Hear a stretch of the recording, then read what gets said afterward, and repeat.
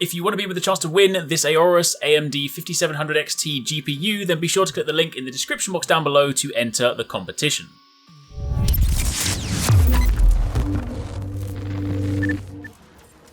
Hey, what's going on guys? Arekkz here, welcome back to another video for Borderlands 3, and today I want to talk about the best legendary weapons as part of the new Moxxi's Heist DLC. Of course, we've had a chance to talk about some of them. I've shown you where you can get some of the other ones that are tied to collectibles, and now I wanted to round out and just pick my personal top 3 of all the weapons that have been added, which is, I believe, a little bit over 12, as well as some class mods. These 3 are, in my opinion, the very best. The 3 that, above all else, you should definitely try and pick up because they're not only incredibly fun to use, but they're also incredibly potent.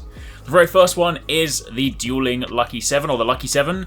This is a Jacob's pistol, and this one has an incredibly interesting perk. This one works around basically a roulette mechanic, whereby when you reload the magazine, it then displays a little UI, and it shows what the bullets will do on that particular round. So you load in 6 bullets, and if you have nothing but trash icons, then that is just regular fire. This still does decent damage. It's a nice Jacob's pistol. It hits relatively hard in the process, but if you happen to get different icons, this will alter the way the bullets behave. Some bullets can explode, some bullets can ricochet, some bullets can be amped, some bullets can act as stickies, other things like that. And if you happen to see one different icon amidst all the trash cans, that basically applies to all of the bullets in that particular clip.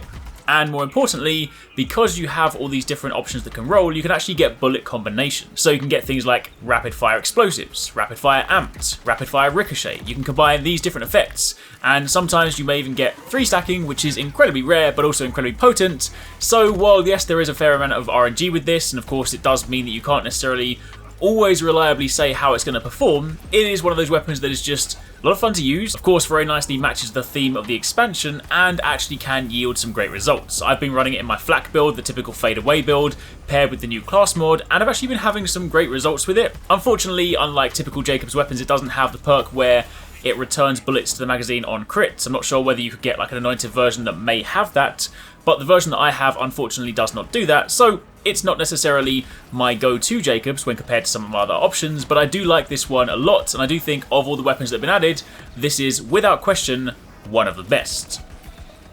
The next one on the list is the Nukem, the Shredded Nukem. This is a brand new Torg RPG, a rocket launcher, and it looks incredibly cool. I love the fact that it basically looks like a nuclear sub in the sort of design. It's got those little fins on the back of it. But this one is an incredibly cool weapon from both a visual and also a sound design point of view. This fires off a huge nuclear explosion. You have this little sort of rocket that fires in front of you. It fires up, lands down, creates this huge mushroom cloud nuke, and does quite a good deal of damage at the same time. Of course, if you are spec'd for explosives, then that can do a great deal more damage, but most importantly, it's just a spectacle when you fire it off, because it has this sound effect that almost lingers for quite a while, as a nuclear explosion would. It doesn't just blow up like a regular rocket launcher and then you've forgotten about it. It actually lasts for quite some time. You can kind of just hear it ringing over and over. I will of course say with this one, you do kind of want to be careful if you're using this in, say, tight corridors. It does have a tendency to blow yourself up if you happen to shoot the ceiling in the process, but damage-wise, this is for sure a nice rocket launcher.